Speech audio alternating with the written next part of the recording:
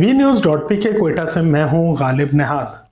बानी तहरीक इंसाफ की रिहाई के लिए बलूचिस्तान में जिरगे से मुतल्लिक तहरीक इंसाफ बलूचिस्तान दो ग्रोहों में तकसीम हो गई है। दरअसल चंद रोज़ कबल तहरीक इंसाफ बलूचिस्तान के एक ग्रुप ने प्रेस कॉन्फ्रेंस की और कहा कि तहरीक इंसाफ के बानी को बेबुनियाद इल्ज़ामात के तहत फॉर्म 47 की हुकूमत ने पाबंद सलासिल रखा हुआ है, जिसके लिए ना तो पार्टी की मरकज़ी और ना ही सूबाई क़यादत कोई अहम फैसले कर रही है और जो पार्टी की मरकज़ी और सूबाई क़यादत है वो हिस्सों में बटी हुई है। हम इस हवाले से इन रहनुमाओं का ये कहना था कि बलूचिस्तान के इलाके कुचलाक में एक जिरगा मुनक्किद किया जाएगा 10 रोज़ बाद,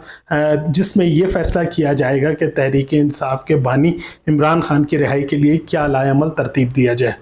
इस पर तहरीक इंसाफ बलूचिस्तान ने जो है वो फौरी रिएक्शन लिया और उन्होंने कहा कि इस ग्रुप का तहरीक इंसाफ बलूचिस्तान से कोई ख़ास ताल्लुक़ नहीं और इनके इस बयान पर इन तमाम जो रहनुमा हैं उनको पार्टी से फौरी तौर पर निकाल दिया गया है। ताहम ये पहली बार नहीं कि तहरीक इंसाफ के जो बलूचिस्तान के रहनुमा हैं उनमें इख्तलाफात देखने को मिले हैं और इन इख्तलाफात की वजह से तहरीक इंसाफ बलूचिस्तान कभी मुनज़्ज़म नहीं हो पाई।